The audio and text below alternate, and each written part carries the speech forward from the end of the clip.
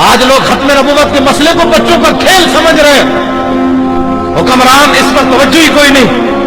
جہاں ختم نبوت کا انکار ہو وہاں عبادت خانہ نہیں ہوتا، عبادت خانہ تو وہ ہوتا ہے جہاں ما کان محمد نبا احد من رجالکم ولکن رسول اللہ و خاتم النبیین کی آیتیں پڑھی جاتی ہیں۔ یہ آپ میرے جذبات نہ سمجھیں، یہ اندر کا حرارت ہے۔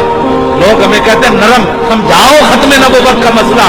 میں نے کہا 80,000 کا لشکر لے کے مسلمہ آیا، ادھر صحابہ صدیق اکبر کی قیادت کسی ایک صحابی نے یہ گل نہیں کی تھی۔ انہوں نے کہا جناب 80,000 بندہ ہے، انہوں نے جا کے پہلے تبلیغ کرو، پہلے انہوں نے سمجھاؤ نفس مسئلہ کیا ہوتا ہے، خاتم کا معنی کیا ہوتا ہے۔ نہ اے علماء بیٹھے، اگر میری غلطی ہوئے تو بعد جی میں دسن، یہ تھی ہوئے کہ تھی میں ٹوک دیون، نہیں جی نہیں فلانے صحابی نے گل کی تھی، نہیں اتنی سختی نہ کریں آپ۔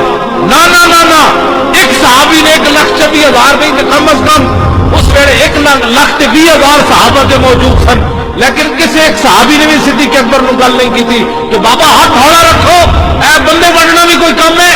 نہ سیدنا صدیق اکبر اپنا بنایا ہوا قانون خود توڑیا۔ پہلے فرمایا بدری صحابی کسی جنگ میں نہیں جانے، جب تو حضور دی ختم نبوت کا مسئلہ پیدا ہوا تو صدیق اکبر بنایا ہوا قانون خود توڑیا، فرمایا بدری ہو یا غیر بدری ہو حضور کی عزت کے لیے یمامہ پہنچے۔ آج لوگ ہمیں یہ ان کا مسئلہ تھا جو اوپر ووٹ لیتے ہیں۔